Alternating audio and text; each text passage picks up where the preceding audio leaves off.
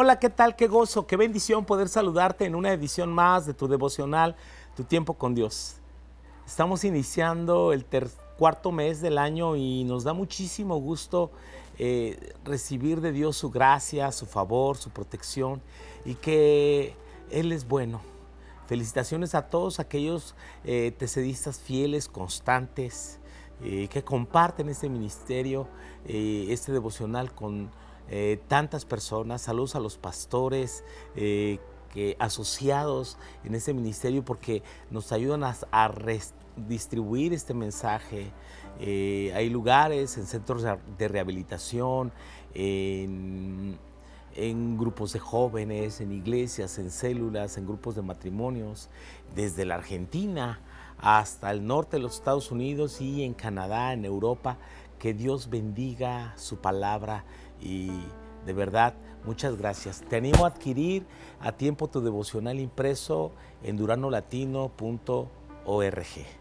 En este día vamos a comenzar el primer libro de Reyes. Y déjame decirte que en la Biblia hebraica, Reyes aparece como un solo libro. Y es debido a la Septuaginta, la versión griega del Antiguo Testamento, que se dividió en dos libros. Pero los reyes abarcan desde el reinado de David a la división del reino que ocurrió en el 931, David alrededor del año 1000.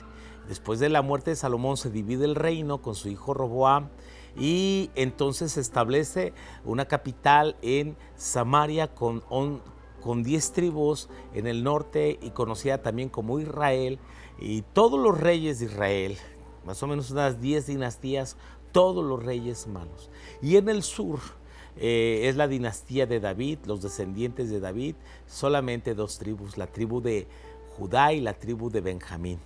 Así que es conocido como el reino de Judá. Todos los descendientes de David, y ahí hay varios personajes rescatables.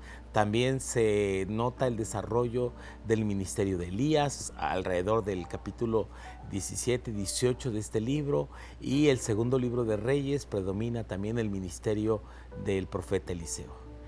Respecto al autor, se cree que este libro fue compilado por Jeremías. Jeremías vivió la cautividad de Judá en el año 586. Y el reinado de Israel, ya había perecido, ya había sido llevado cautivo en el año 722 por los asirios.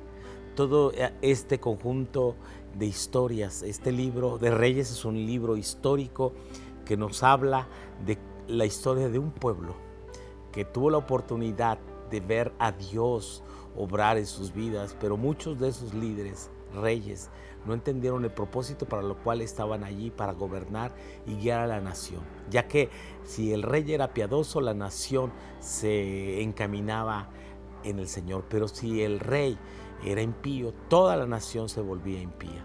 Ahí la importancia de tener líderes íntegros, líderes que amen a Dios, que guarden su palabra, que guarden el pacto, y esta fidelidad traerá también bendición a su pueblo. Mientras tanto, acompáñame en la escritura que corresponde en este día, en el primer libro de Reyes, capítulo 1, versículos 1 al 10, preparando a la siguiente generación. Cuando el rey David era viejo y avanzado en días, le cubrían de ropas, pero no se calentaba. Le dijeron, por tanto, sus siervos: busquen para mi señor el rey una joven virgen, para que esté delante del rey y lo abrigue, y duerma a su lado, y entrará en calor mi señor el rey. Y buscaron una joven hermosa por toda la tierra de Israel, y hallaron a Abisac sunamita, y la trajeron al rey. Y la joven era hermosa, y ella abrigaba al rey y le servía, pero el rey nunca la conoció. Entonces Adonías, hijo de Agit, se rebeló diciendo: yo reinaré, y se hizo de carros y de gente de a caballo, de 50 hombres que corriesen delante de él. Y su padre nunca le había entristecido en todos sus días con decirle: ¿por qué haces así? Además, Este era de muy hermoso parecer y había nacido después de Absalón. Y se había puesto de acuerdo con Joab, hijo de Sarvia, y con el sacerdote Abiatar, los cuales ayudaban a Adonías. Pero el sacerdote Sadoc y Benaía, hijo de Joiada, el profeta Natán, Simeí, Reí, y todos los grandes de David no seguían a Adonías. Y matando a Adonías ovejas, vacas y animales gordos junto a la peña de Zoelet, la cual está cerca de la fuente de Rogel, convidó a todos sus hermanos los hijos del rey y a todos los varones de Judá siervos del rey. Pero no convidó al profeta Natán, ni a Benaía, ni a los grandes, ni a Salomón, su hermano. Preparando a la siguiente generación. Aquí vemos que ya David es un hombre viejo, aproximadamente de unos 72, 75 años de edad. Él ha reinado por 40 años en Israel. Así que la vejez es un tiempo propicio para preparar activamente a la siguiente generación que será protagonista de la historia, de lo que va a seguir después de nosotros. Los líderes, los pastores, los padres de familia y aún los abuelos, debemos pensar en la siguiente generación, en aquellos que seguirán el camino, que tomarán las riendas, que pondrán las manos en el arado y seguirán adelante con la visión. Pero si esta generación no está lista, si esta generación no está preparada, si esta generación no está enfocada, entonces todo será ruina, como en la historia de los descendientes de David. En Primero de Reyes comienza relatando entonces cómo ya David es avanzado en años. Lo que vemos que ya el reinado de David estaba en declive. Él ya no tenía la capacidad física ni mental para poder reinar y dirigir a todo su ejército y a todo su pueblo. Y era necesario levantar un nuevo rey. Por eso es que empieza la lucha por el poder entre sus hijos. Sí, entre sus consejeros miran que el rey necesita compañía, que el rey pasa frío, y entonces ellos consiguen a una joven virgen, a Abisac Sunamita, para que esta joven estuviese abrigando al rey. Entonces, después de haber luchado con valentía durante muchas guerras, ahora David es un anciano, sin vitalidad, sin energía. De modo que ya ni las ropas de su cama le proporcionan calor.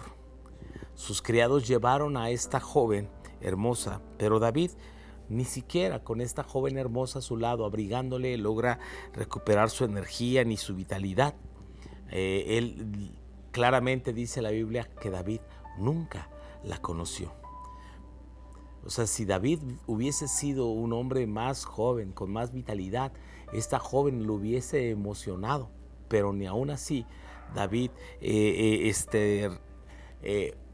pudo reaccionar. Esto nos habla ya de la decadencia de la edad y de la salud del rey. Así que fue en vano todo esfuerzo de añadir días al reinado de David, ya que ha llegado la hora de aceptar como providencia divina su vejez y su muerte, y está preparado para lo que viene, y debe David escoger un sucesor. Pero mientras David proclama o posterga su sucesión, se adelanta uno de sus hijos, Adonías. Este hombre es el cuarto hijo y usurpa el trono. Para entonces sus hermanos mayores como Amnón, Daniel, Keliab y Absalón ya han fallecido. Y él dice, pues a mí me toca, ¿quién más sino yo? Así que él cree que tiene todo el favor del rey, se hace de gente de caballo, de hombres importantes, de consejeros que anden delante de él, y él cree que él reúne todas las cualidades para reinar y tomar el lugar de su padre. Sí, recibe ayuda de dos personas claves que han apoyado a David. Uno de ellos es el sacerdote Abiatar y otro es Joab, el general del ejército. O sea, tiene a las personas más importantes, consejeros y hombres fuertes y hombres de influencia en el reinado de David para tomar el poder. Y él cree que es suficiente para hacerlo sin la aprobación de su padre. Estos procuraban perpetuarse en el poder, y estos representan a una generación necia que se olvidaron de una cosa, de la lealtad, y se olvidaron, por supuesto, de la lealtad a Dios y a la lealtad a su rey. Y por eso ellos piensan que ellos tienen el poder y tienen las facultades de elegir el nuevo rey, pasando por alto al genuino, al legítimo rey David, y no es Adonías a quien él ha estipulado o establecido para que fuese su sucesor. Qué importante es que los líderes, aquellos a quienes Dios nos ha confiado tareas, ministerios, estemos pensando en la próxima generación y no posterguemos nuestras decisiones, y seamos claros en al hablar, y seamos claros en designar, en establecer principios, reglas, para no ocasionar problemas.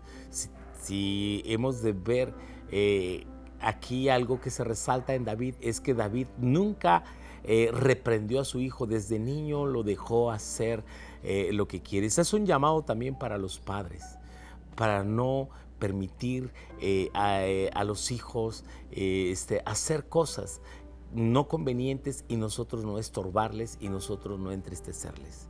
Dios nos libre de actuar de manera irresponsable. Entonces la reflexión es muy interesante.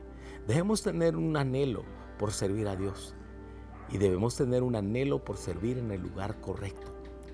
Y cuando llegue el tiempo, saber hacernos a un lado y designar a las personas correctas, porque al final no se trata de nosotros mismos, especialmente en el ministerio y toda tarea que hagamos. Necesitamos ser claros, precisos y evitar pleitos familiares, problemas, situaciones que van a traer desacuerdos entre hermanos y entre la gente de nuestra confianza. Oremos para que seamos personas sabias y aquellos que nos presiden en el Señor sean sabios también en designar las cosas, y que Dios nos libre de personas ambiciosas, personas con un mal corazón que lo único que buscan es su propio beneficio económico o su beneficio para perpetuarse en el poder. Dios levante gente sabia, honesta y leal a la visión. Te bendigo para que seas una persona así, leal, íntegra, esforzada, dispuesta a servir sin ninguna otra pretensión que traer gloria al Señor. Te bendigo en el nombre de Jesús. Amén. Mi deseo es conocerte a ti, Señor Jesús.